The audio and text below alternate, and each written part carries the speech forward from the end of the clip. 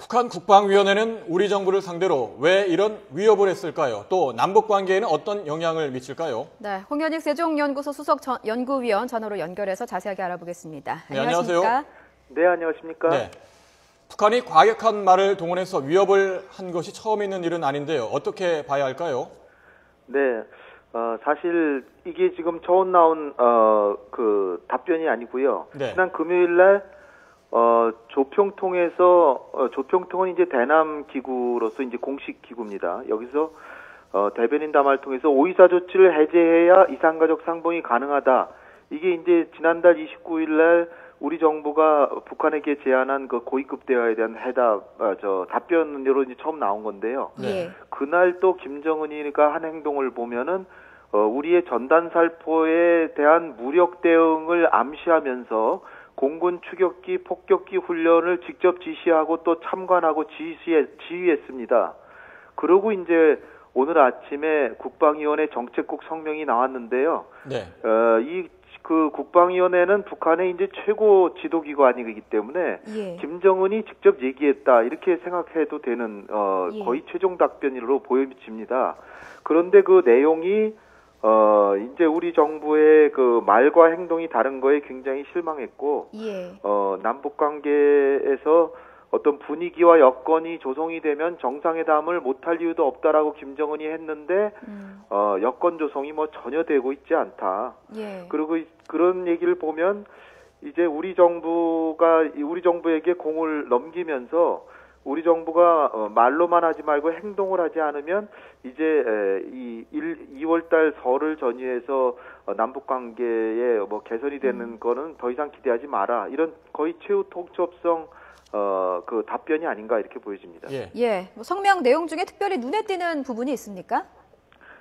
눈에 띄는 거는 좀 제가 말씀드린 대로 그 공군 훈련, 즉 폭격기 훈련 이런 걸 참관해서 전단살포하면은 마치 이제 무력 대응할 것처럼 이렇게 하는 데다가 예. 북한의 최고기관의 이 공식적인 그 정책국 성명을 통해서 북한은 그 한반도의 평화적 환경을 마련하는 걸 민족의 수건으로 생각하고 이렇게 결단을 내렸는데 예. 계속 한국 정부가 말과 행동이 다른 행동을 하면 단호한 징벌을 하겠다 이렇게 했습니다. 예. 그 얘기는 뭐 좀 심하게 얘기하면은 지금 우리 정부가 여기서 그 남북 관계를 개선하는 방향으로 가지 못한다면 뭔가 무력 대응이 있을 수도 있겠다. 이런 것을 하여튼 초통첩으로 이제 바란 것이다. 이렇게 보여지고요. 예. 그렇지만은 북한이 한반도의 긴장을 완화하고 평화적 환경을 마련하는 것은 민족의 수건이라고 했거든요. 예. 이 점을 우리가 파고 들어가야 되지 않나 저는 그렇게 생각합니다. 우리 정부와 대한민국 국민도 바라는 게 한반도의 긴장 완화와 평화적 환경 마련하는 거 아니겠습니까? 예. 예. 이것을 마치 북한이 하려고 하는데 한국 정부가 응하지 않으니까 징벌을 가하겠다 이렇게까지 하고 있거든요. 그렇다면은 우리가 진짜 평화를 원하는 거잖아요. 그러면 지금 북한이 얘기하는 게 전단살포하고 한미연합훈련 두 가지 얘기하고 있는데요. 예. 전단살포 부분에 대해서도 지금 북한이 오늘 얘기한 것이 뭐냐면 삐라 살포에 대해서 마치 만류하는 듯한 행동은 했지만 사실상 뭐 그럼에도 불구하고 살포가 됐고요. 또 그 전단살포 단체가 설까지 기다려봐서 대화에 응하지 않으면 디인터뷰 비디오 살포하겠다.